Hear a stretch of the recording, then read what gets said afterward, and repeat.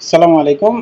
বিকনফার্মা নিয়ে যদি আমরা এখন কথা বলি তাহলে সেক্ষেত্রে আমরা একটা জিনিসের দিকে খেয়াল রাখবো, সেটা হচ্ছে প্রাইস যেখানে ১৪৭ টাকা ৫০ পয়সা লেভেল পর্যন্ত আপ করেছিল, একটা জিনিস একটু খেয়াল রাখবেন, সেটা হচ্ছে এখানে রেসিস্ট্যান্স জোন। এখানে আমরা যেদিকেই তাকাবো এই পুরো জোনটাই আমাদের কাছে আসলে একটা পুরো রেসিস্ট্যান্স এরিয়া।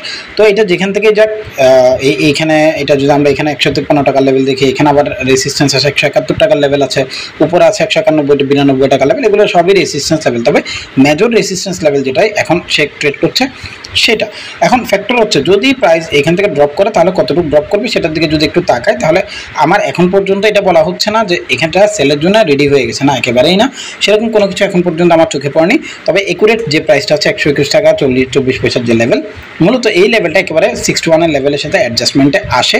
সো সেক্ষেত্রে আমাদের একটা প্রাইস পয়েন্ট এমন আছে যে সেটা ৫০ থেকে ৬১-এর যে লেভেল, অর্থাৎ ১২৬ টাকা থেকে ১২০ টাকা লেভেল পর্যন্ত প্রাইস যদি কোনো কারণে ড্রপ করে অনেক বেশি অবাক হওয়ার কিছু হবে না।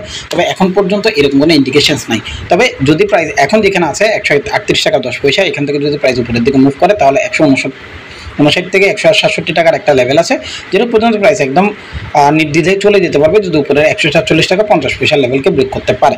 মূল ব্যাপারটাই এখন পর্যন্ত এটা সেলের কোনো ইন্ডিকেশন নেই, কারণ প্রাইস একদম সরাসরি উঠেছে। প্রাইস যদি ড্রপ করে একদম সরাসরি ১২১ টাকা পর্যন্ত ড্রপ করে যাবে, এটা হচ্ছে মূল কথা। এইটুকু আমাদের মাথায় রেখেই আসলে ট্রেডিং করতে হবে, এটা আমাদেরকে ভাবে থিঙ্কিং করাটা উচিত বলে আমি মনে করি। সো থ্যাংক ইউ, ভালো থাকবেন, সুস্থ থাকবেন।